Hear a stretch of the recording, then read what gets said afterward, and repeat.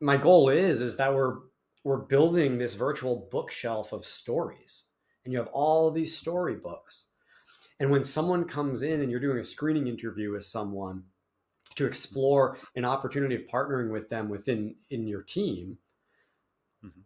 I want to hear what's important to them, and I want to take a story out of the bookshelf, and I want to be able to Mhm. read someone else's story to them and say, Mhm. you know what, your story reminds me of this story. Do you think that This would be story. possible for you?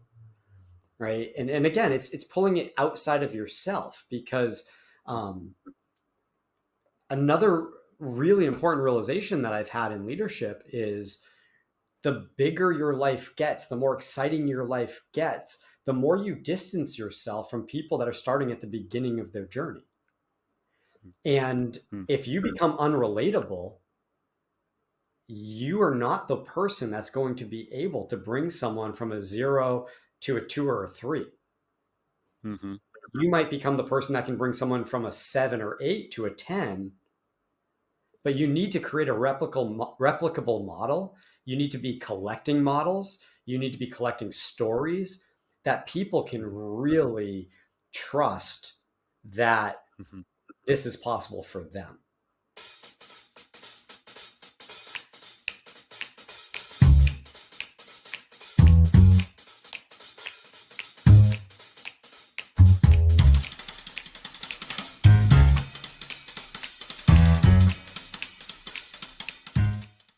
Welcome, Michael Hvizda, to the Weather Report. It's good to see you. Yeah, thank you very much. I'm excited to join you for a little time here today. This is going to be great. So we have to ask the critical question, which is where in the world do we find you today? Today, you find me in Barbados. In Barbados. That Yeah, matters because you are not always in Barbados. that is correct. Most of the time, I'm in Barbados, headquartered out of New Hampshire, and sometimes traveling in a camper van across the US. Living the dream. And that is what we're going to talk about today is designing a life and a lifestyle and a business that fits that life and lifestyle in the way that you and your partner and wife Ryan have done.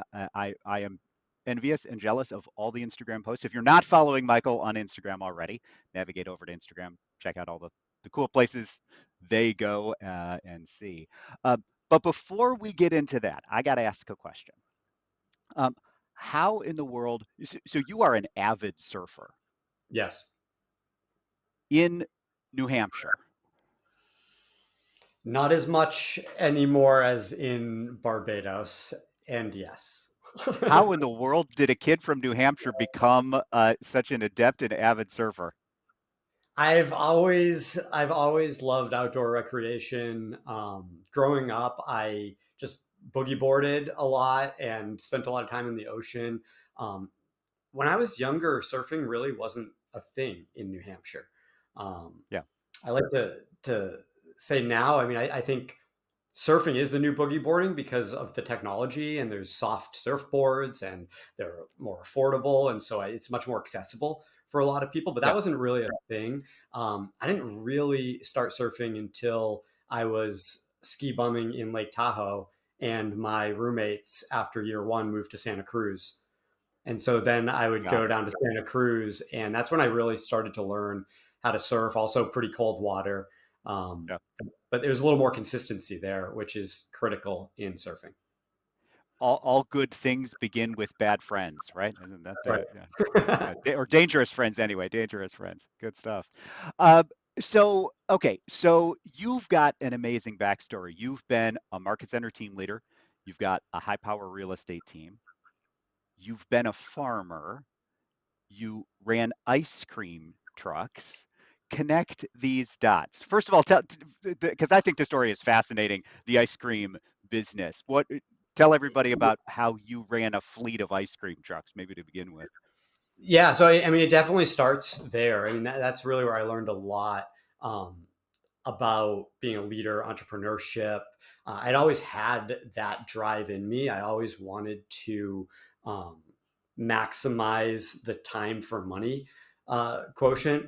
And when I saw an ad in the newspaper when I think I was 20 years old, um, to drive an ice cream truck, it just hit home. I like that. That's perfect. I get to show up. I get to make the money that equal to what I sell. It was self-driven. I could do it as much as I want, as little as I want. It just really, sparked an interest in me, and I showed up for the interview, and the person behind the desk said, unfortunately, we just don't have any positions open right now. And I was heartbroken. I was like, this is a perfect job for me. This is a perfect summer job. And that's why I thought it was just going to be, you know, 3 months, summer job, Yep. some income. And when he said that, I realized like, no, this is really what I want to do. And um, I told him right then and there, I said, this is what I'm going to do this summer. And I'm sure that someone is going to stop driving an ice cream truck for you. And I'm going to show up here every day and just help you out until you have a position. And that's what I did at 20 years old. I just showed up every day, and it was less than a week that the manager put me on a truck with someone else. I learned the ropes for a day or two, and then I started driving a truck for people that didn't show up to work, which was pretty common in the ice cream truck world. Yeah. I ended up getting a truck to myself that season. I drove it 7 days a week, and I drove right through October 1st.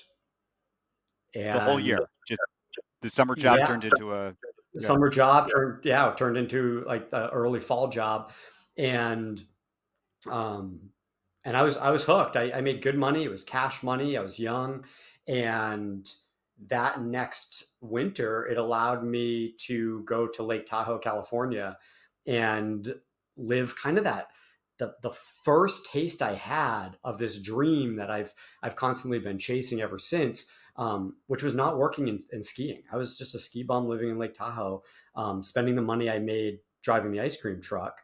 And because I lived that lifestyle, sure enough, in the spring, I didn't have any money and I had to come back and drive an ice cream truck. The downside of truly living the ski bum lifestyle is you run out of money.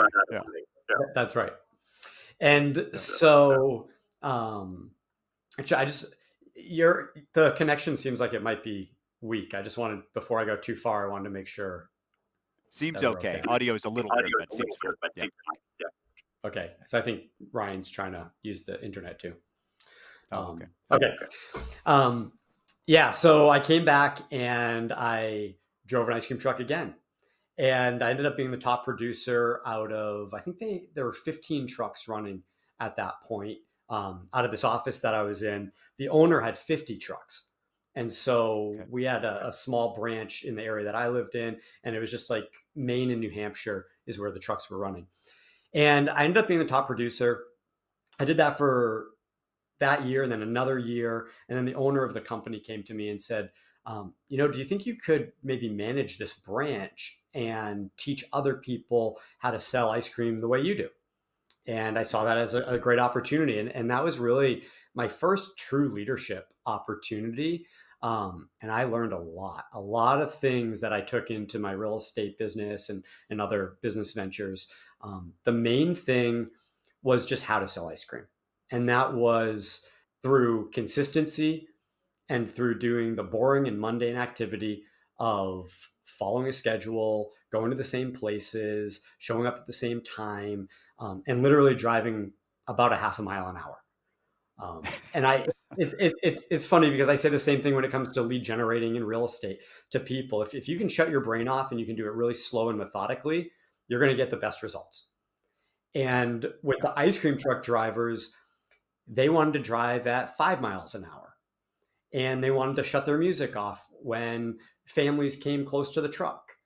And Mhm. the reality was, a child needs to put down the video game, run upstairs, ask mom or dad for money, then get their shoes on, then get out the door and chase down the ice cream truck. And their top speed is maybe 4 or 5 miles an hour.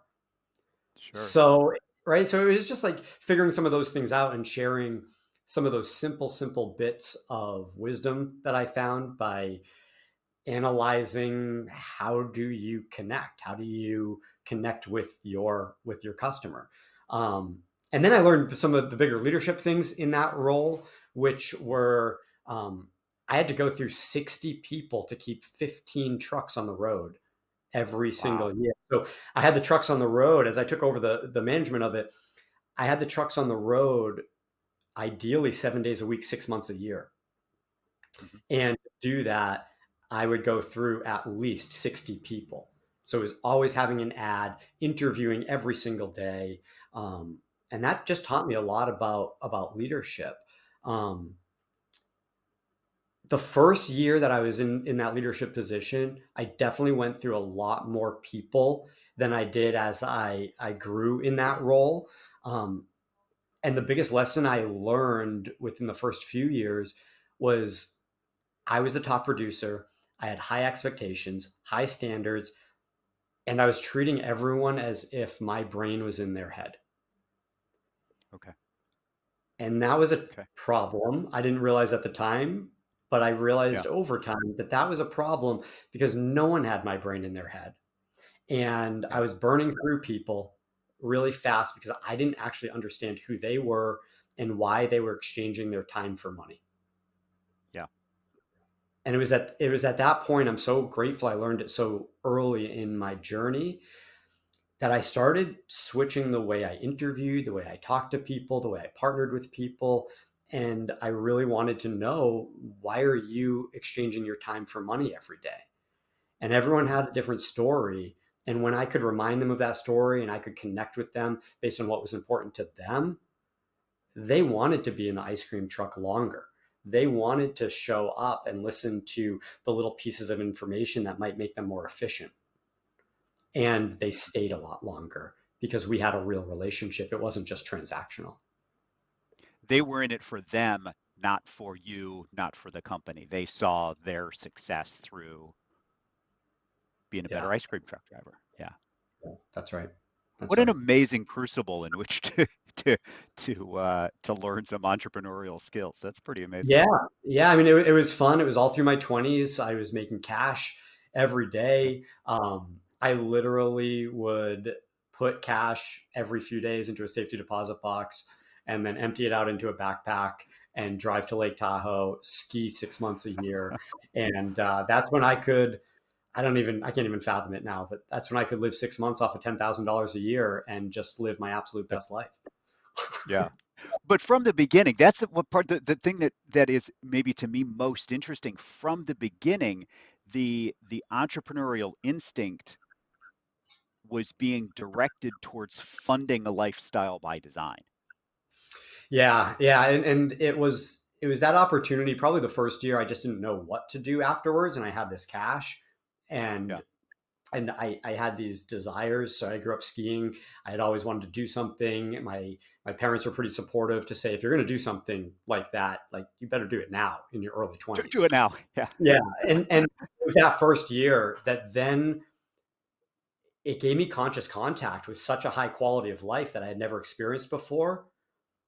That it planted that seed, and through my 20s, it got stronger and stronger and stronger to the point where, as I was turning 30, I realized this lifestyle is great, but this is not going to afford me the bigger life that I want. It's not going to afford me Okay. the mortgage on a house. It's not going to afford me the just the bigger things that you want as you get older. Yeah. Um, Security, right? It wasn't a Yeah. lot of security. If I got hurt, right? Did I Yeah. have that insurance? Like, there's just things that you value differently as you get older, right? And now that I'm in my, basically my mid 40s, Mhm. um, I can clearly realize, like, what you value in your 20s is not what you value in your 40s, and what you value in your 40s is not what you're going to value in your 60s. Yeah. Um, and I think that's another big lesson that I've learned that I love to share with other people. Um, is it's okay for your values to ebb and flow with where you are at in life. Yeah. Because at 30 years old, when I had that aha around what the next 10 years might look like, I realized I wanted to work really hard and I wanted to position myself so in my 40s, I could start to play at the level, the quality, and the intensity that I was in my 20s. In your 20s. And I was Got it. realizing that if I didn't do something really serious to pad myself and create that opportunity, then I might not get that opportunity till my 60s. Yeah. So So, that's when you did the logical thing and bought a farm. oh yeah, yeah, yeah. Yeah, the best way to make a small fortune farming is to start with a large one. Start with a large one. Exactly. Exactly. So Um, tell, I mean, that's, I just can't even wrap my head around that transition, right? The ski bum to the almost the polar opposite of the freewheeling lifestyle is a person who's tending and tilling land. yeah, yeah. So I got to share the other side from my wife Ryan. She was Yeah. a founding art teacher at a charter school.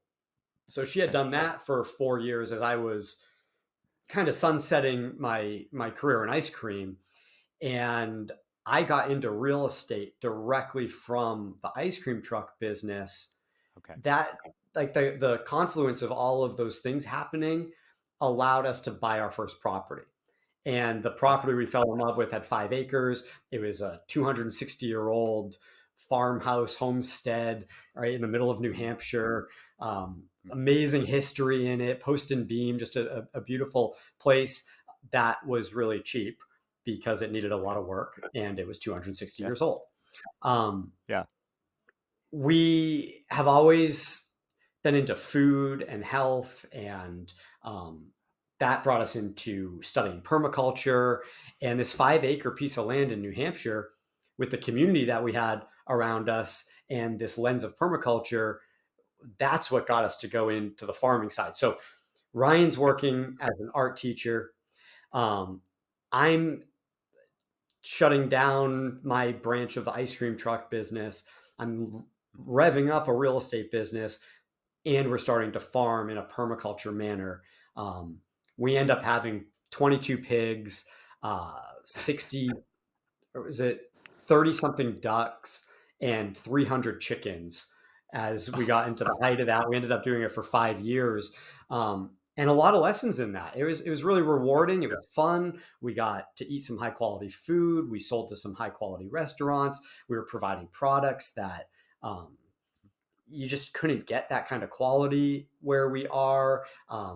Just fun stuff. Like, we have such an opportunity in our age of technology that we were studying how they create these serrano hams and these prosciuttos, and we were trying to mimic that here because you don't need that handed down through generations. You can actually look it up on the internet now. Can learn it. And so we Yeah. we're having so much fun feeding pigs acorns and making, really red, like rich meat. And it was awesome. And everyone in our community held us up on a pedestal.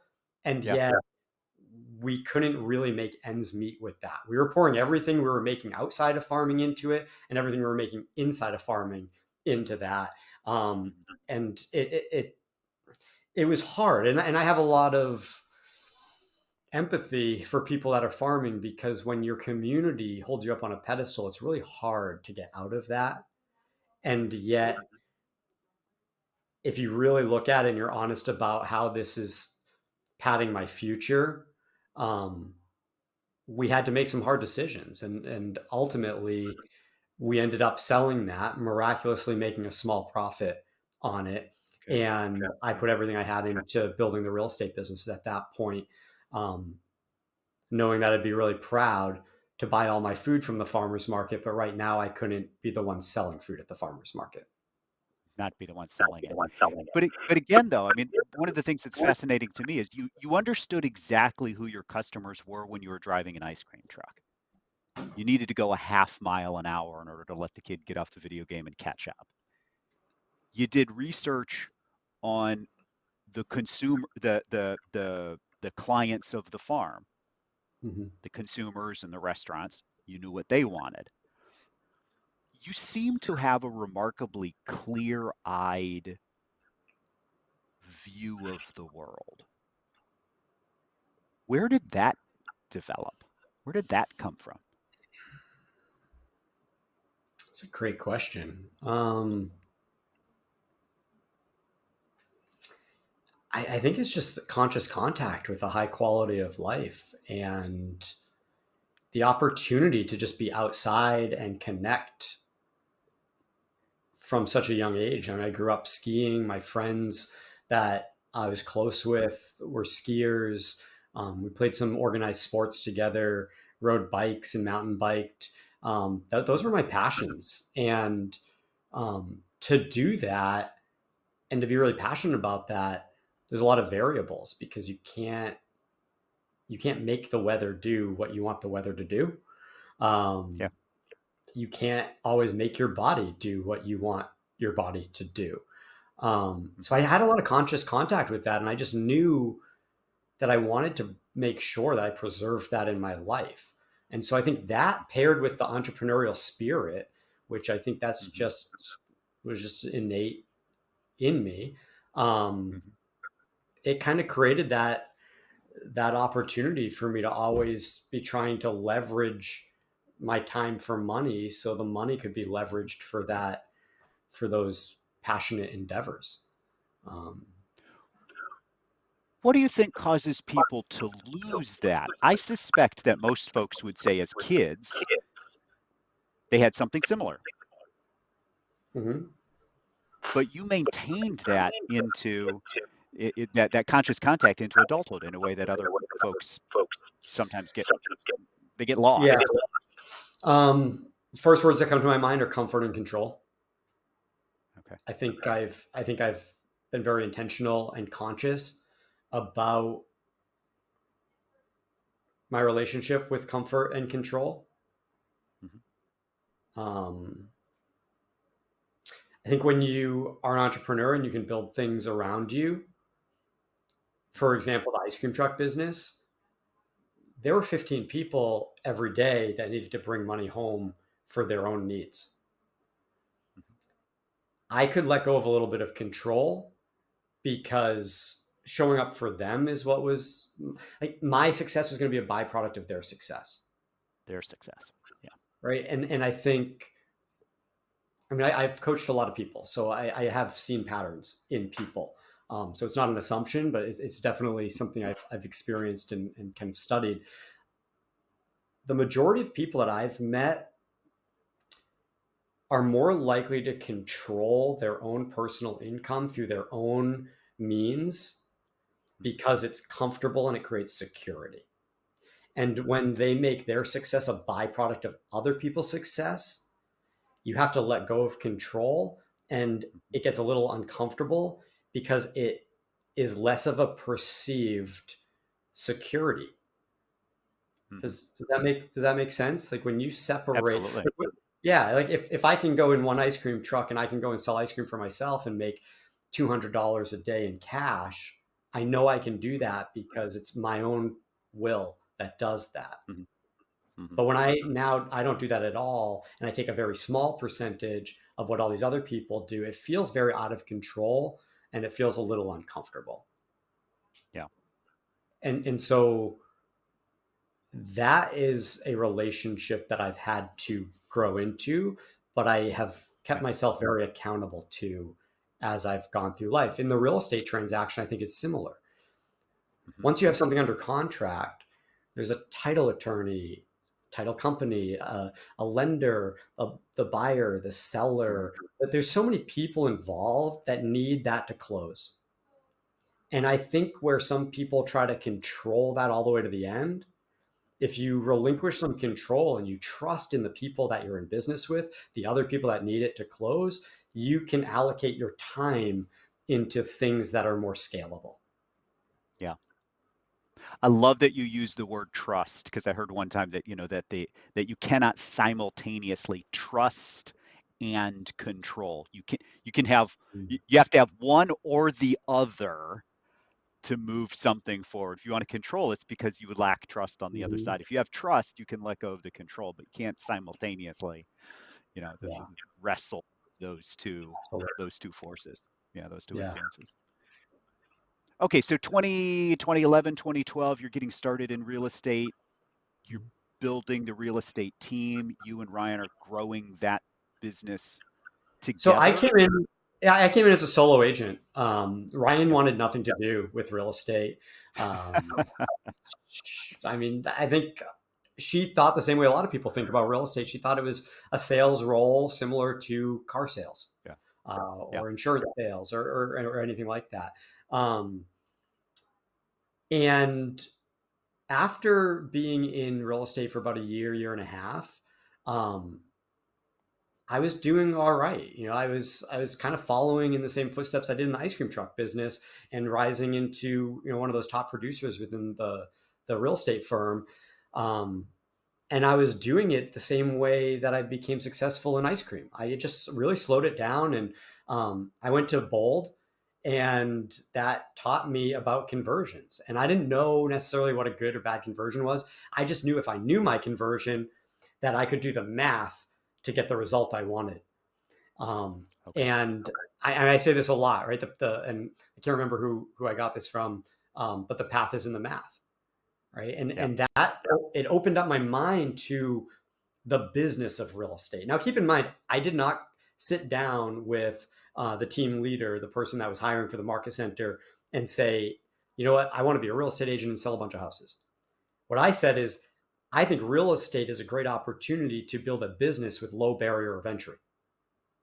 Mm. So I already came in with a mindset that this Yeah. was bigger than me being a real estate agent. And yet, just like in the ice cream truck business, I had to prove the model so I could attract other people that wanted a similar story.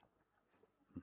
Right. Mhm. So I found out what my conversion was, and I decided I wanted to see if I could sell a house a week and get on the path of selling a house a week. And I was willing to see how long that would take.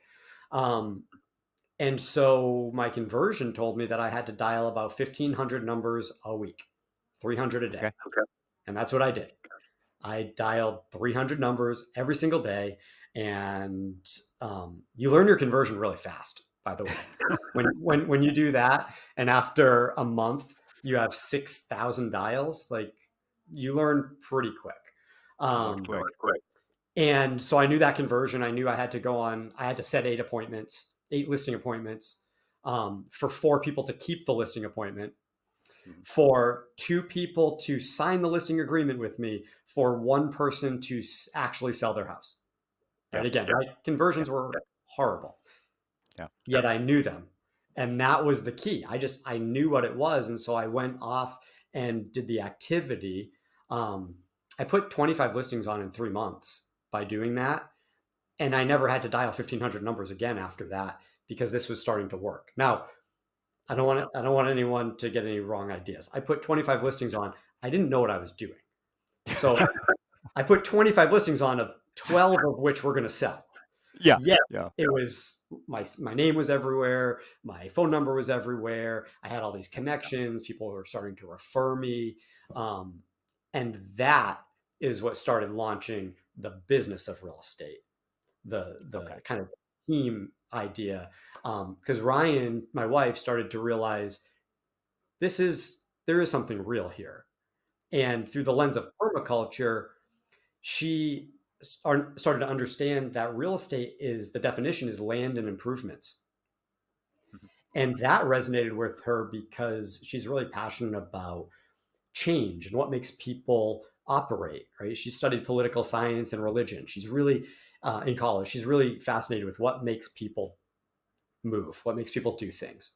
Yeah. And so she started seeing it through a lens like that. And we had this farm community where there was a disparity in these properties, and then young people that wanted to farm them or wanted to homestead them. And it's just the young people couldn't buy them. And these older people did not want them to go into subdivisions and things like that. And so that was her first foray into real estate. And she kind of came Okay. into it and said, what would happen if we brought all the service providers together to see what it took to partner these people that have the same intentions but different needs together? Mhm. And so we started creating this farm access or land access info session, Mhm. and that kind of built the foundation of what became our business outside of just frantic cold calling, right? It Got brought it. more Okay. purpose into the business. Um, Got it. yeah, And it's been pretty successful. it's had its ups and downs. Okay. Um, That's fair.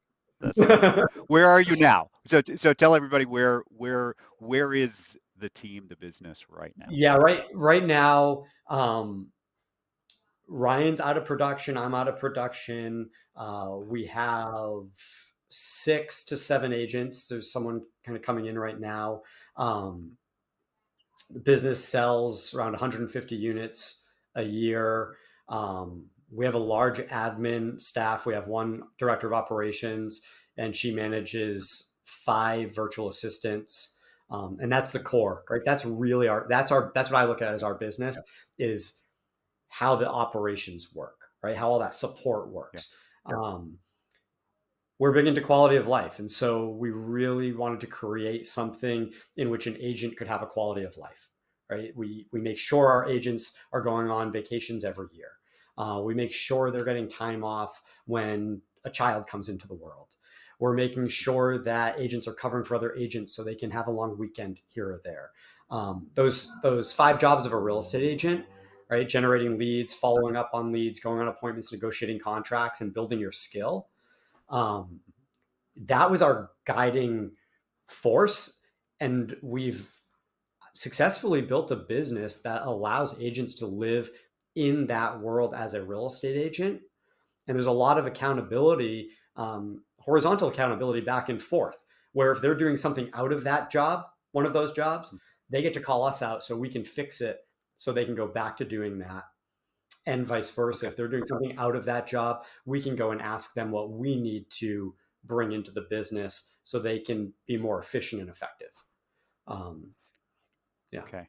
it's high culture. It's a very high culture team. It's about making more money with less time and investing so you can exit the business at some point. We're very invested in helping every one of our agents write that story. Write that story. You proved the model for yourself, Mm-hmm. brought leverage into your world, let it created trust so you didn't have to control Yep. and move on.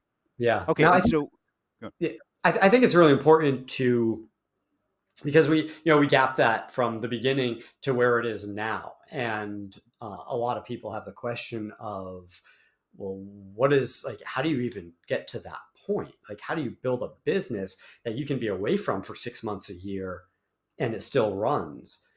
And the best thing that we did for ourselves was we practiced. And at the very yeah, beginning, when we had this idea of what would it look like to work remotely and still run our business, frankly, we didn't know what we needed for that to happen. We had no idea. And we yeah, could brainstorm and fantasize about it, but we didn't actually know. We had no conscious contact with it. yeah. And so we went away for 2 weeks and only told people we were away for 1 week. And so for that, Okay. the 1 week, we worked remotely, and I did what I did. I lead generated, and I set up Yeah. appointments, and I figured it out, and some things broke, and we went back and we fixed it. And then we went away for 3 weeks, and we didn't tell anyone we were going away. And in three Okay. weeks, a lot more breaks. Yeah. And so then we would come home for 6 months and fix everything that broke, and say, okay, well, next time we go away for 3 weeks, none of that stuff's going to break because we've already fixed it, but something else broke. Yeah. And we Yeah. kept doing that and extending the time to incrementally and sequentially expose ourselves for where there were weak spots in the business. And Okay. eventually we were able to, I remember it was the beginning of COVID, or probably almost halfway through COVID, I convinced Ryan that we could go away for 6 weeks. Okay. And we were gone for 6 weeks, and COVID created a whole different environment working wise. And after 4 weeks, we realized there's no reason to go back and sit in a room in New Hampshire when we can sit in a room in Barbados. There wasn't any difference at that point. And so, Yeah. hopefully there was a big catalyst there for us Yeah. to overcome some of those challenges. And that 6 week trip that we planned turned into 3 months. Okay. The next year was a little over 4 months, and then we bumped it up to 6 months, and it's been 6 months. We've been living this lifestyle for about 4 years now. Ever since. Yeah. With ice cream, there was a model. With Mm. farming, there was a model. right? With real estate sales, there's a model. Mhm. With this lifestyle by design, what I heard in there is there was no model to follow. You had to create it, Yeah, experiment with it, break it, figure out what worked, yeah, figure out what didn't work, and go. yeah. Well, and right, and now I have a lot of friends that live very intentional lifestyles. Right? When you immerse yourself, I mean, there's days I don't walk more than 100 yards because I walk out the door with my surfboard down the stairs. I surf for a couple hours and walk right back in the house. I mean, the people that live around where we live now, they didn't get here by accident, Yeah. right? None of them are here by default. Yep. And I have a lot of intentional people around me, a lot of people that have built their life around it, whether they are entrepreneurs or they figured out how to work remotely in a corporate setting. It's very intentional. I Hmm. love that. It's my absolute favorite part of the quality that I have in my life is that kind of community. And yet that's not a natural thing. It doesn't just happen. And I've struggled through that. There's been a lot of adversity. I don't have any friends from high school or from my past lives that are living this lifestyle. Um, Yeah. and so there's a lot of skepticism. There's a lot of genuine worry from people that you care and love. Um, and that's a hard thing to get through. Um, if I didn't have coaches in my life for the last 10 years, um, Hmm. I'm not quite sure I would have overcome all of those challenges. Um, and every time I was just terrified of Hmm. whatever it might be. I mean, it still is. You see the Instagram pictures of the van life and all of that. Like I'm fearful every single time I leave New Hampshire and start driving west. Right? I'm fearful of what's going to happen. What's going to happen with the van? Who am I going to run into? Who am I going to meet? Where am I going to sleep? What's going to happen to the business? Am I going to be able to fly home? Am I? But you just learn to cope with that. And the way I've been able to do it is have these coaches that could bring me back to a model. Right? Hmm. I think you can take a lot more risk in some of these quality of life areas if you have the confidence um, around following a model in other areas of your life. And so, even though the coach didn't necessarily have a model for me to go and live in Barbados for 6 months, there was a financial model. There was a Yeah. model where I could, take any excess money that I earned and start to invest it in real estate so I could create a little bit of passive income. So I could Hmm. start to zero out what it cost me on my own personal mortgage. So it could zero out what it cost me to live in Barbados, right? It's just this like incremental accessing and utilization of models that allowed me to push through some of the bigger unknowns. Yeah. Yeah. So where do, okay, so before we go there, you now coach people on how to do this. Yes. My favorite thing to do is to partner with someone that has built something most of the time around themselves, but they've built Yeah. something to make an income in which they're now looking at that income saying, I always thought when I made this much money, I'd be able to live this life. Right. And it's Yeah. not, and I'm not saying my life, right? I live my best life. I want Yeah. everyone You to live live your life. Yeah. I want everyone else to live and explore and find what their best life is. And I think that happens to a lot of entrepreneurs and business owners where all of a sudden they look back and they say, I always thought I'd be able to live like X when I made Y. Hmm. And so I love going in there and helping people figure out how to start to extract themselves from the center of the business. How do you leverage money? How do you leverage people? How do you turn into a leader in which everything doesn't revolve around you, but everything starts to revolve around talent Hmm. many times, which is more talented than you were in any one of Yeah. these little areas. And yet it's like, it's trying to extract this intellectual equity that people get, which essentially runs their business and disperse that intellectual equity into a group of talented people. Okay.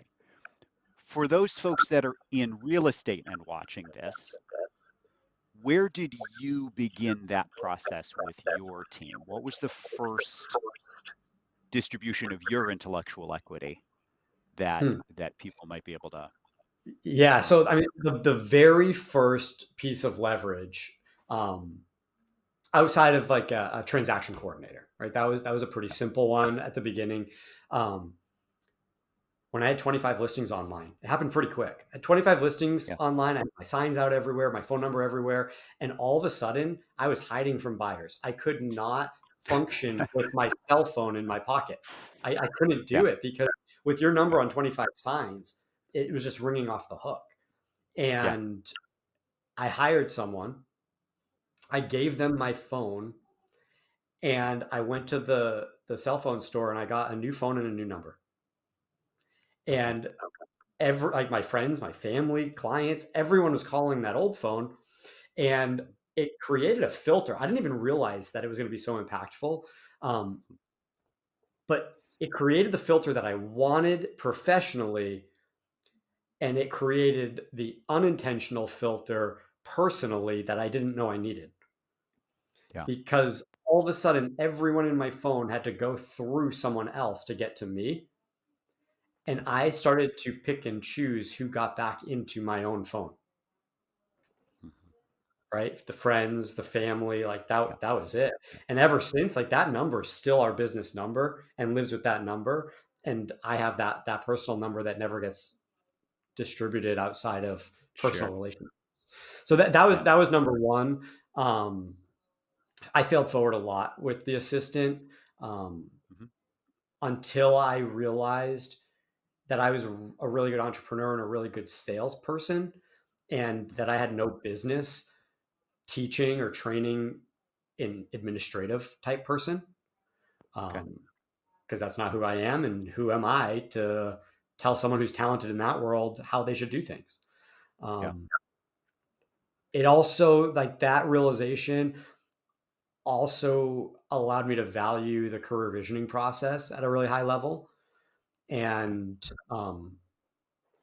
because I had this mindset of being a business owner and not a real estate agent, mhm, I really leaned into that, and I just realized like this is not a buyer and seller acquisition business anymore. This is a talent acquisition business, and everything yeah, that I did in lead generation had to go into finding talent, and I mhm, started to attract people in that way.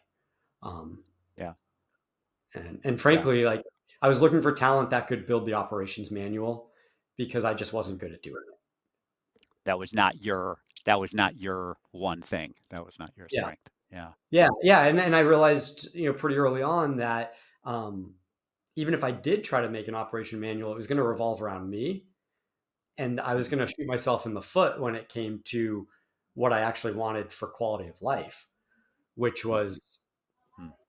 when it snows, I wanna ski, and when there's a Yeah, squall, I wanna surf, and I can't predict that for more than 5 days in advance. yeah. Yeah, we can't build an operations manual that's me centric, that's Michael centric, if That's right. that's the outcome. If that's the Mhm, outcome. Yeah. mhm. I love that it began with a phone number. I mean, I know in the teams and businesses I coach, there is the inevitable conversation that comes up about when are you going to get rid of the phone? Like Mhm. you create that trap Yeah, that and it's such a dopamine hit too, right? Because the phone rings because they want you. They're calling for you. They need you. Right. yeah. That's such a but that's perpetuating that me centric business. Yeah. And the schedule. And And the just, schedule. like, Yeah. understanding that freedom really comes from hyper focus intentionality in a Mhm, very small part of your day. mhm, And that is probably the number one thing that allows me to continue to grow and access quality in my life. And I think it's very counterintuitive as mhm, people start to explore this. mhm. But I am just, I'm kind of crazy about my schedule. And Yeah. I'm looking at the weather forecast, and I'm looking at what I need to do in business, what I need to do personally. And I'm just constantly looking at that and making sure that I'm masterminding how that serves me and my community at the highest level. Um, Yeah. and it doesn't take a lot of time when you do that. When you don't do it, though, it takes all the time. It takes all the time. Yeah. Yeah. It drains the time. Yeah. It Yeah. drains the time. So what is right now for you in the business? You're in a van, you're in Barbados, but you're still running, I mean, you still have this high functioning team. What is that one thing in the schedule that's most valuable to the real estate team right now? To the real estate team, Yeah. the number one thing is partner with the agents in production. Okay. Um, so I'm just going to mention the 5 levels of leadership as defined by John Maxwell. So I think it's important to understand. Positional leadership, right? The agent comes in, my wife and I own the company, and they follow our lead just because we have that position of owner. We Hmm. very quickly move into the permission level of leadership, where people give us permission because we truly care about why they're exchanging their time for money. Right? You can very quickly get permission to lead people if you Hmm. ask them questions that creates clarity around the time and money aspect. Hmm. The production level is extremely important, and I think that's the number one thing right now, because the production level of leadership, partnering with people to get them to exceed their production standard based on what um, their why is, Hmm. that writes the story that Hmm. attracts. Right? When you first asked that question, I said, Yeah. well, it's recruiting and it's helping the agents produce, but really it's helping the agents produce because the recruiting Helping you becomes just easy when you have great stories to tell. When your agents are all making $80,000 a year or more, when they're all going on, 3 weeks of vacation a year, when they're taking the holidays off, when they're getting the long weekends, when they're really serving the quality of life needs that they have, hmm and they're making the money that they want, that's a story that's going to attract other people. Because I could recruit Yeah. all day and have a bunch of agents that are only selling 6 deals a year, and it's not going to really serve anyone. Yeah. So yeah, it's really doing that, and so the agents on our team, I'm in a coaching relationship with, and it Hmm. starts with, why the heck are you doing this?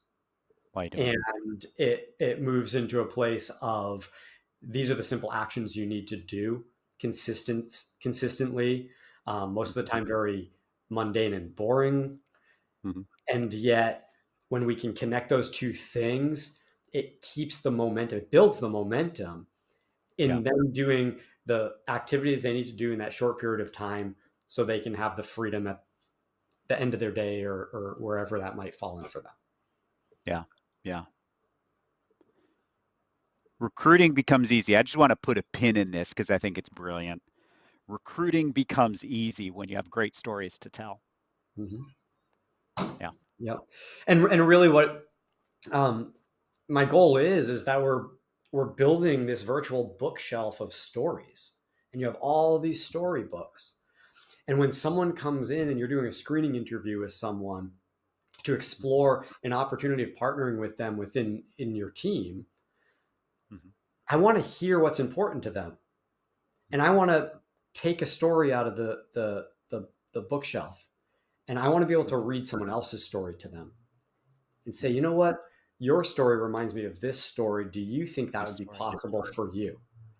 Right? And again, it's pulling it outside of yourself, because um, another really important realization that I've had in leadership is, the bigger your life gets, the more exciting your life gets, the more you distance yourself from people that are starting at the beginning of their journey.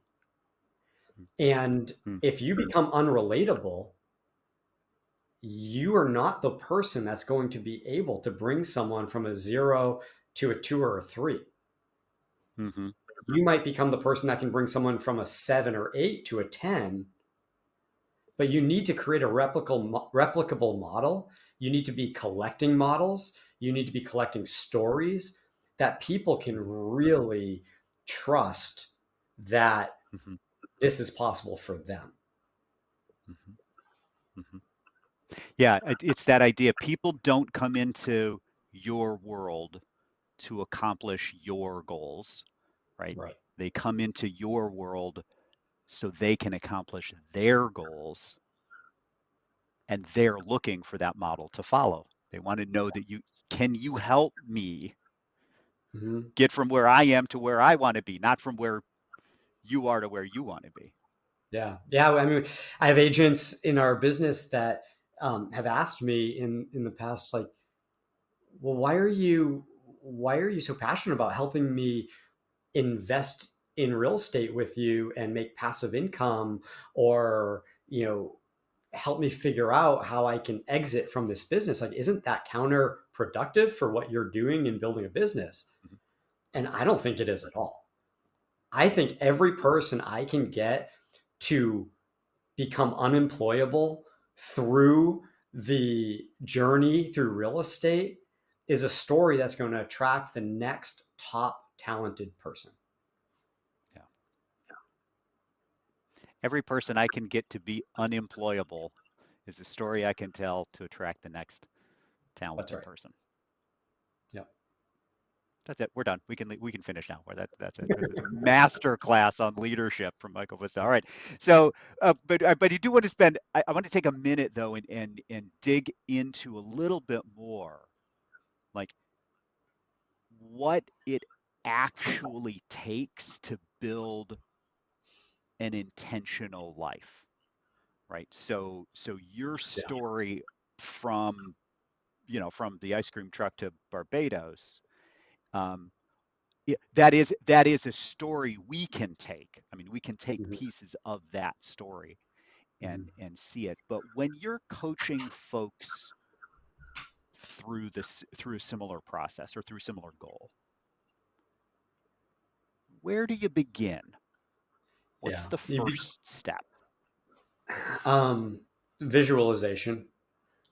Okay. And if I were to kind of go back and re-answer one of the questions you asked earlier, hmm my father was an athlete growing up.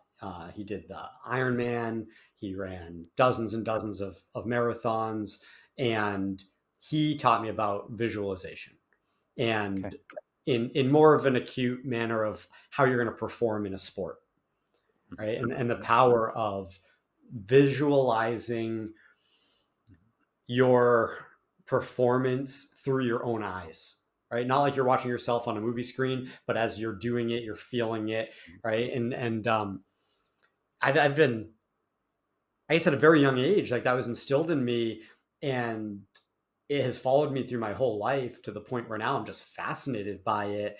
Um, and I love this. Um, I think it's like a phenomenon, but it's like athletes when they get injured will visualize themselves doing the same thing, like going to the gym and lifting weights. I injured my shoulder, and I visualized myself every day paddling as if like I'm walking across the street, I'm walking down the stairs, I'm getting in, I'm feeling what it's like to paddle. And by doing things like that, I can't remember the percentage, but athletes on an 8 week, a 12 week Yeah. sabbatical or recovery, they can maintain their muscle mass at an extremely high level, where hmm people that don't do that or visualize or anything like that, and they just kind of dote on themselves, will atrophy. They'll lose a lot of muscle mass. They'll lose even some of that like coordination that came hmm with the trained muscle.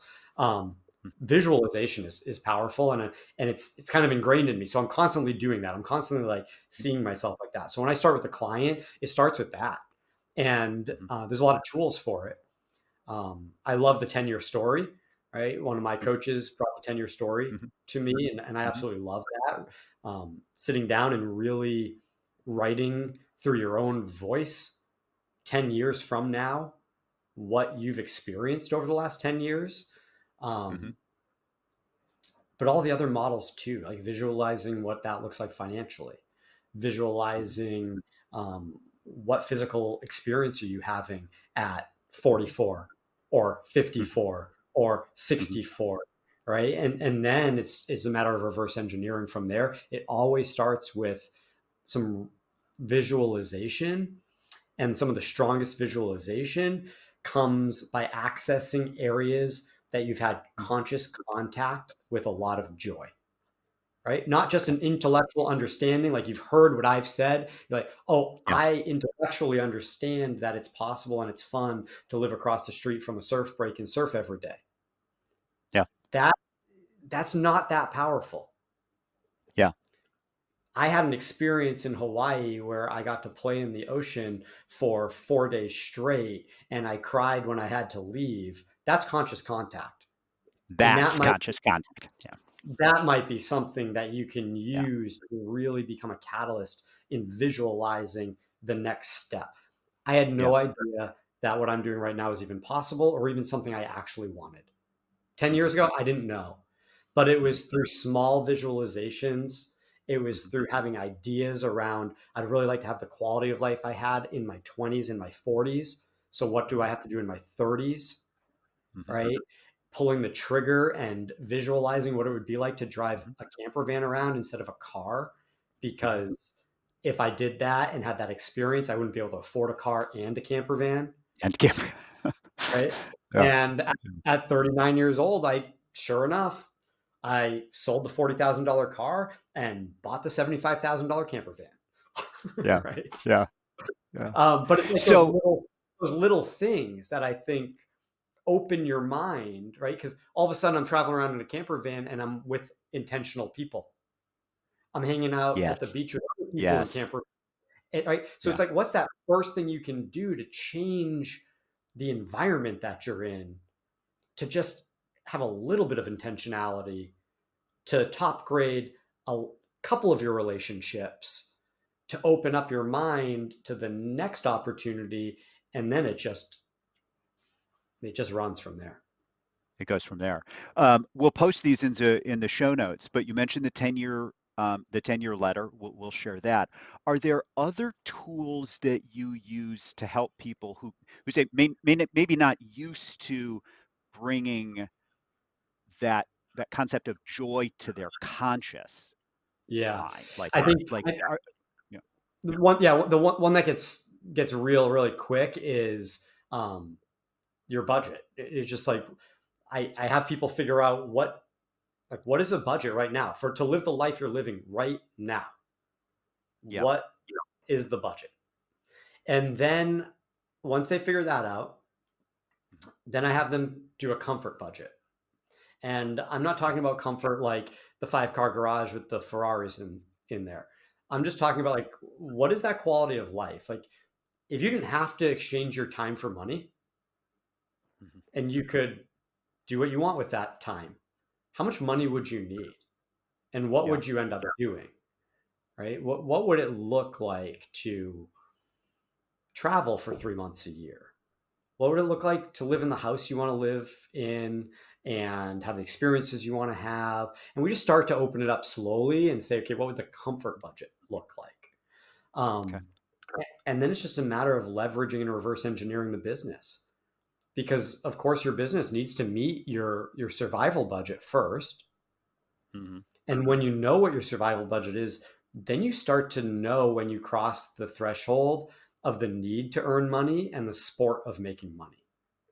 mhm, And I think people have the opportunity to play the sport of making money, and yet their lifestyle increases in expenses, and they never feel like they ever leave the need to make money. But when you figure that out and you put a pin in it, and you have a relationship with someone that's keeping you accountable to that, mhm, every dollar you make over that now becomes a choice. And you can choose for that to go into a little bit of a nicer car payment or a little bit of a nicer house. Or you could choose for that to move into your comfort budget. You could choose for that to be invested to eclipse your survival budget. You could Hmm. choose for that to now start to grow into a passive income that matches your comfort budget. Um, and once you, I mean, these are things people don't like to look at. I didn't like to look at my bank account when I was $250,000 in debt, Yeah. you know? Yeah. No. And I get that.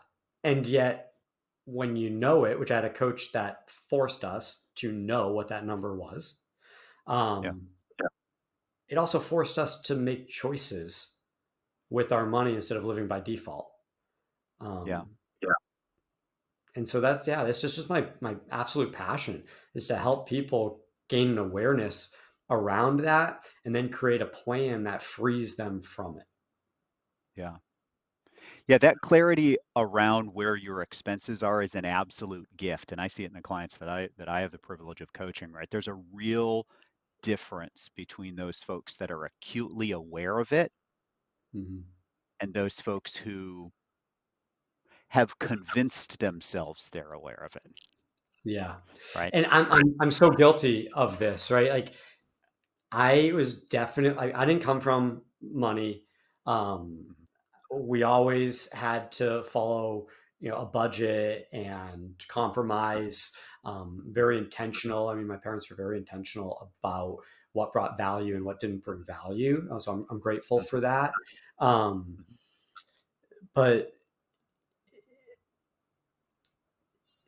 it's it's knowing that you have the choice, and I think that that's the biggest thing. If you don't have a grasp on those expenses, then you don't necessarily have a choice. And I'm very guilty of not coming from a lot and wanting the things, right? I wanted the nice MacBook. I Yeah. wanted the nice car. I wanted that, right? I wanted like as a team leader in a market center, right? I was like I had this high position. I had a good salary. Like I wanted the things that came with that, and I got them. Mhm. And yet, when I started truly understanding where the line was drawn in the sand from survival budget to comfort budget and how I could choose how I could invest that to get the quality of life, Mhm. all of a sudden I didn't want the stuff. Mhm. Right? All of a sudden I became proud of driving the Prius that had been paid off for 5 years to the market center and parking it next to all the Mercedes. Yeah. Right? Like I loved walking in to the unit I was that we were living in our two family because every time I walked in that door, every time I heard the footsteps upstairs from the tenant, I thought wealth building. I didn't Yeah. think quality of life compromise. But Yeah. before I knew what that number was, before I knew what the difference was between the need to earn money and the sport of making money, Mhm. I just wanted the stuff. Just the stuff. Yeah. Was looking at the budget in a detailed way the precipitating event for you? Was that Absolutely. the trigger? Yeah. Yes. Yep. Yep. It put something in my control that I was ignoring and didn't actually realize I had no control over. Mhm. And that was just like I could earn more money, but there was no money left over. And so it was Yeah. this culmination of all these things where I was like, what do I need to do in my 30s to live the life that I was living in my 20s? I had to get really intentional. And it was right at that point that I hired my first coach and shared that with Okay. them. I said, I want to figure out how I can live the quality of life I did in my 20s and my 40s. And they started asking me questions. Well, what does that look like? Mhm. And I said, like, Mhm. well, I can surf and I can ski based on the weather, not based on my job. Not based on my job. Yeah. Yeah. Not based on somebody else's commitment of my schedule. I don't want somebody else committing my schedule to what they want Yeah. it to be. Yeah. Yeah. Yeah. Yeah. Okay. So you're working with your clients. We're going through visualization exercises. We're getting really clear on the budget. Mhm. Now we've got, let's imagine we have those things somewhat figured out. What's the next step in lead beginning to lead in a more intentional life? Um, it's making sure you have the talent around you, the relationships that you trust, Mhm. um, the relationships that are extremely strong in the areas that you are not strong in. Yeah. Um, these are the people that are extremely talented at what they do, and they might not be the personality or the person you necessarily want to hang out with on the weekend, Mhm. right? I like to hang out with people that are like me. But Yeah. if I hired people like me to run the operations part of my business, we'd be in trouble. I doubt that, but I appreciate what you're saying. I think you'd probably be fine. But yeah, yeah, Yeah. yeah. Find people that are good, are who want to do the thing you don't want to do. Yeah, or at least, yeah, maybe even just are talented at the things that you want to do, but are just not talented at, right? Yeah, Because I want to build the foundation and the core of my business. I want to do that. I'm just not the right person to do that, yeah. right? And I think that's really the next step. I mean, the first step was to hire someone that could look at what was going on and start to write an operation manual, because I would write down a list of 3 things to do to get the result that I got. But when someone from the outside was looking at me, they were like, Mhm. no, there's actually 25 things that someone would need to do to get the result that you're getting, not three. Yeah, Right. So not it's three. like really putting that first person in that can look at what's going on and start to create some predictable and replicable systems around it. Yeah, yeah. And ego is always the enemy, right? It's so hard for us to get ourselves out of our own way because we think we should do it. We should be the one doing it. Yeah. Yeah. I mean, that's a great point. And I've thought about that a lot. I don't know where it came from. I have a little bit of a gift when it comes to that. Like Mhm. maybe my introverted tendencies, but I'm absolutely fine surfing by myself all day and not getting the award at the awards banquet and not being in the limelight. Um, Mhm. sometimes I think to myself, man, I have a lot to share and offer to the world, but I haven't positioned myself as the face or the voice or the like lead personality in the organization. And I'm completely fine with that. Um, Mhm. I think there's a balance too, though, because I think you can. This is just myself criticizing myself. I think you can get to the point where you do have a lot to offer to the world, but you've kind of isolated yourself so much that Mhm. you're not doing that. And I think recently that realization has gotten me to lean back into our business a little bit to Mhm. take it to the next level, because I realize like Mhm. I'm living an amazing life and a high quality of life. And I think if I shared it a little more, it could help other people do the same. And I don't want to Mhm. be, I like to be selfish, but maybe not that selfish. Maybe not that selfish. Yeah, got it. Yeah, I think the analogy that comes to mind, for, at least for me, is the idea of like a rubber band, right? You are stretching the rubber band, but the, is it bringing the rest of the folks along with you, right? And if people aren't, it's a put, it's a stretch and a catch up and a stretch and a catch up and a stretch and a catch up, and if people are not aware of your stretching, your Mhm. story, they're Right. missing the opportunity to be brought along Right. with Yeah. you. Yeah. Yeah. Yeah. I mean, a great example is I've been putting a lot of my time into building an investment company, right? Separating Mhm. it. Like we've invested a lot personally, Mhm. but every time I invest in something personally, it's the personal finances, it's the personal budget, it's the personal, and it just becomes emotional because it's personal. And so I've Mhm. separated that. So now it's just its own business entity that gets to invest and make smart decisions business wise, very unemotionally. Um, Mhm. and I love doing that. Mhm. And I haven't shared it a lot. And now Yeah. I'm leaning into sharing that with our team and allowing our Okay. team to be the very first tier of people that get to invest with us, because With you. that's a Got it. great catalyst for them to write those stories that allows them to better the time and money equation for themselves. Yeah. Yeah.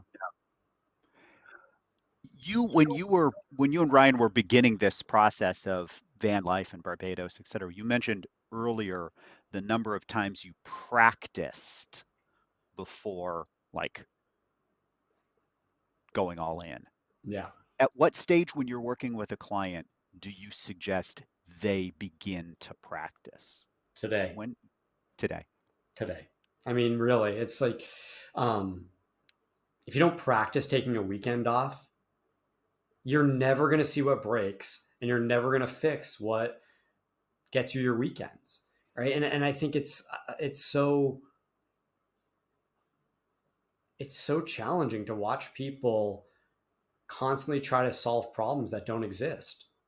And I think when we try to control things, um, that's exactly what happens, right? And I've come across many clients that are like, well, as soon as I get this and that and the other thing figured out, then I can take a weekend off. Yeah, It doesn't work like that, because everything they spent all that time doing, when they take the weekend off, that's not what breaks. That wasn't going to break even if they didn't spend the time on it. Something else breaks that they yeah, had no idea. And yeah, um, that's where it gets uncomfortable, because you have to allow yourself to be exposed. And people don't like to be exposed. It's very yeah. uncomfortable and vulnerable to be exposed. And being exposed typically means that you're bringing something to the surface that you are unaware of. Mm, And how can you possibly fix a problem that you're unaware of? yeah, So if people can't take a weekend off, I'm like, take a day off, take the afternoon yeah, off, shut your phone yeah, off for 4 hours. Let's see what yeah, breaks. yeah. Start even at the smallest level that you can manage, but start Yeah, now. Yeah. yeah, Yeah. yeah, How many times, I'm sure you and I have both heard the same story, well, I'm working 80 hours a week, but next year I'm gonna buy the RV. Next year I'm yeah, gonna, well, you're not, yeah. I mean, It's it's it's you're not, it's the that's just classic. not gonna happen. Yeah. It's the classic be do have, right? And Yeah. that most people are going backwards. Like, well, when I have this, then I can do that, and then I will be Be that this person. person. But really, like, you have to practice being it. Yeah. And only when you practice being it will you even know what to do. And then when you start Yeah. doing it, then you will have what you expected, or what other people Yeah. that are modeling that behavior have. It starts with the doing. Just do it. If you think, I want to work a real estate business remotely, okay, let's try 4 hours remotely. Let's try 8 hours remotely, Yeah. Yeah. because that will tell you what you need to do. I promise you, that will tell you what you need to do. What you need to do. Yeah. Yeah. Uh, all right, so let's be really practical, really tactical here for a minute. Talk to me about money, talk to me about finances, talk to me about taxes. What are the things that people need to be aware of if they wanted to emulate something that looked like uh, uh, a life that you and Ryan have built for yourselves? Yeah. Start with the budget. Write down all your expenses. Um, Write down everything that you need, um, all your potential incomes. Just get a real clear understanding of what that number is, Mhm. and then do the same thing with your time. Audit, audit how much time you need to invest to make that equation possible. Um, from there, everyone's going to be in a different place, and we can figure out, how do we start backing you out of the need to exchange the time for money? Where is that threshold of the sport of making money compared to the need to make money? That's number one. Um, Mhm. from there, there's a whole team of people eventually that you're going to build around you, like tax advisors and estate attorneys and people like that. But the first step is even knowing that. What we ended up finding out is our survival number, the number that was like living the life that we wanted to live, not the comfortable, not the bigger or more extravagant part of it. You want me to start over? Did I lose you? No, it's good. Yeah, no, I got you. Okay. Sorry. Yeah. Um, and not like the traveling part, but just like knowing that what we found out is our opportunity in real estate was almost double that. Okay. If I didn't look at that number and know that, it would not have ever opened up that opportunity for me to realize we set a standard for ourselves pretty early on when we realized the opportunity in real estate, um, that as long as we were investing 50% of what we were earning, Hmm. we could spend 50% of the rest.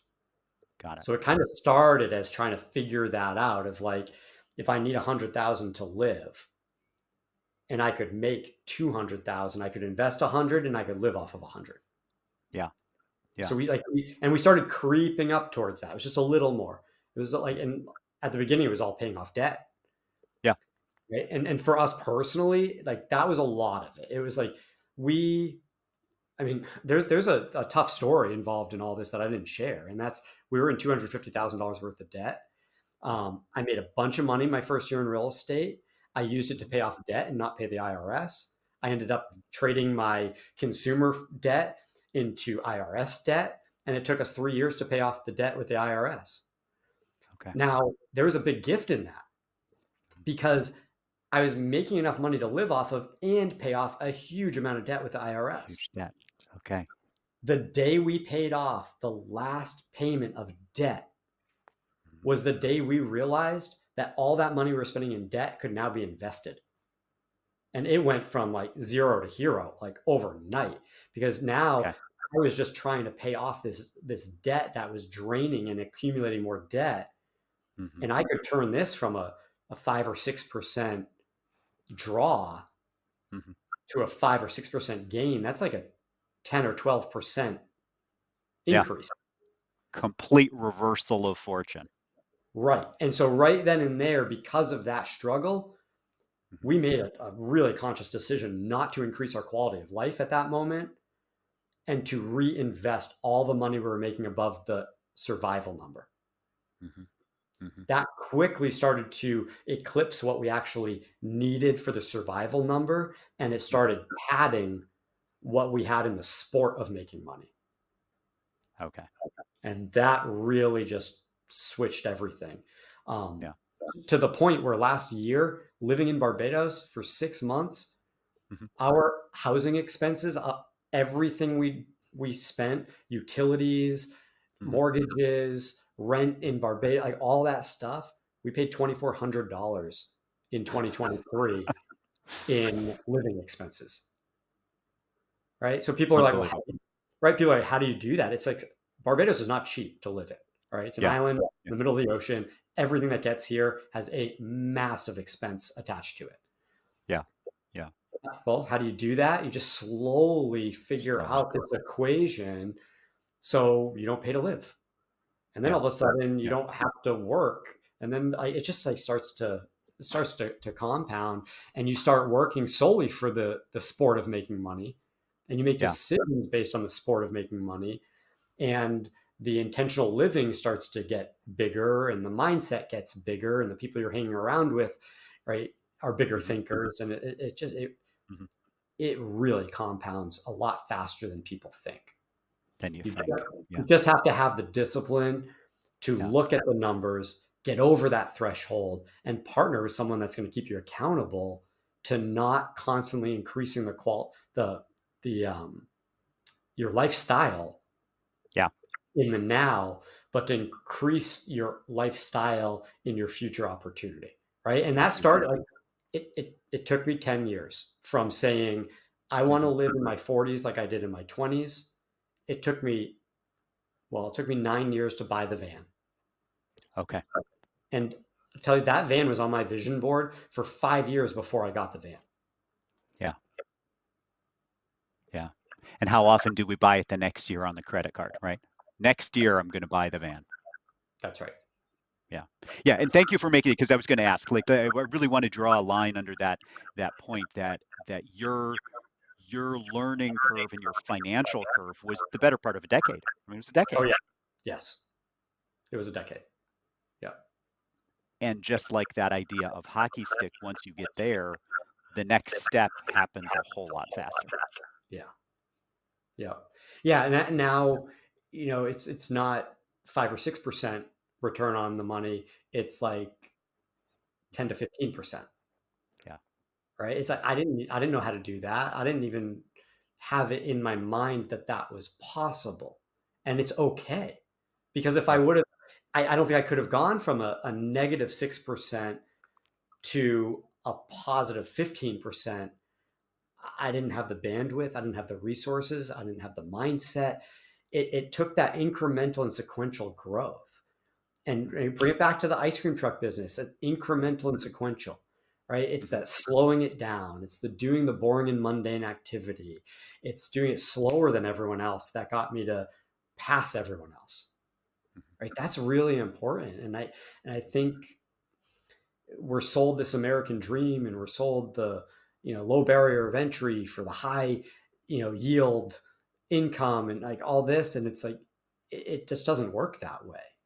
Yeah. Yet when you slow it down and you intentionally go slower than the people that are next to you, within 5 years or less, you're going so much faster than the people next to you Yeah. that you have to find another group of people to hang around with. To find a different group. Yeah. Yeah. Yeah. You've mentioned a coach a couple of times, and I think that is I want to kind of put a star by that, not just because you and I are coaches, but because it's very I think it's very rare that in a if you've got a spouse, if you've got a partner, it's rare that that person is the accountability partner for you. I think it sounds like you and Ryan have the ability to do that for each other, but often I think this is just just a suggestion. The person who loves you and wants the best for you is often the last person to say no to the thing you say you need to buy today, right? Yeah. So Yeah. having that third party, you know, it it may not be your spouse that's your budgeting pal. It may be a Yeah. third We've person, a coach or something. Yeah. we we've leveraged each other a lot, right? Like Yeah. we've had the opportunity to um, stabilize and scale kind of simultaneously, which I think is a really unique opportunity. Um, we're not necessarily the best people to hold each other accountable. We do need that outside force. However, um, we're very supportive of each other in making those investments in ourselves. And I think Yeah. I would say that's where our accountability for each other is. It's the accountability of investing in ourselves. Hmm. And she has a health coach. Um, she has um, uh, a maps coach, right, for her business. Our everyone in the executive level of our team has a coach that we pay for. Because again, like I can't coach someone in an administrative role Hmm. if that's not my sweet spot. I need someone that is so confident to coach them in that role that they can come back and tell me what to do, and I trust that what they're telling me to do is has been vetted, and it's coming from a deep model, and right, and all of that stuff. So I think it's more of the accountability we've had to invest in ourselves. Um, but yeah, that's absolutely critical, Hmm. is having that person not even to take what your vision is and bring it there, but to help you find what that vision is. Find what it is. Yeah. Yeah. To Yeah. discover it. Yeah. And that's what you do. Yeah. And I have coaches, I have multiple coaches myself, right? Yeah. I have a coach specifically in helping me build the real estate investment company. I have Yeah. a coach specifically in becoming a better coach, Hmm. Hmm. right? Mike, this has been a fascinating conversation. Thank you for taking the time. What did we not talk about that we should have, if anything? I think if there's one thing that I would want to impress upon people is to allow yourself to be vulnerable, because I think our instinct is to protect ourselves, right? I love this saying that typically when you meet someone, the first person you meet is their bodyguard. And Yeah. maybe the second or third time you meet them, you start to uncover who they really are. Um, I think we do the same thing internally when we start to talk about these things. And I think a lot of people, after listening to what we've talked about today, um, could quickly think very big Mhm. and then shut down very quickly Mhm. because it's very uncomfortable to be vulnerable. Um, Mhm. and just like I said with everything else, practicing, like just practice living in that vulnerable state when it comes to thinking big, when it comes to asking for help, when it comes to um, employing a coach that is not there to necessarily reverse engineer your master plan, but to help you figure out what your master plan is, Mhm. right? It's like just be vulnerable and just start at step one, um, because it doesn't matter how high up that staircase of success you get, you're always you're always liable to fall down those steps and you're going to land on the step you skipped. So just slow it down Slow and down. be vulnerable enough to take every single step. Mhm. Mhm. It's a good way to finish. Michael Hvizda, thank you for the time. Yeah, thank you. It's really a pleasure being able to share and kind of visit some of these things. I think I need to be reminded myself of these to continue on the path. So thank you. You're welcome. So if people want to connect with you, we'll put all this in the show notes. What's the best way to reach out to you if they got questions, if they want to talk about coaching, if they want to understand how to navigate a left-right break in Yeah, Barbados? there's a whole bunch of ways to connect with me. On Instagram, it's my full name, Michael Hvizda.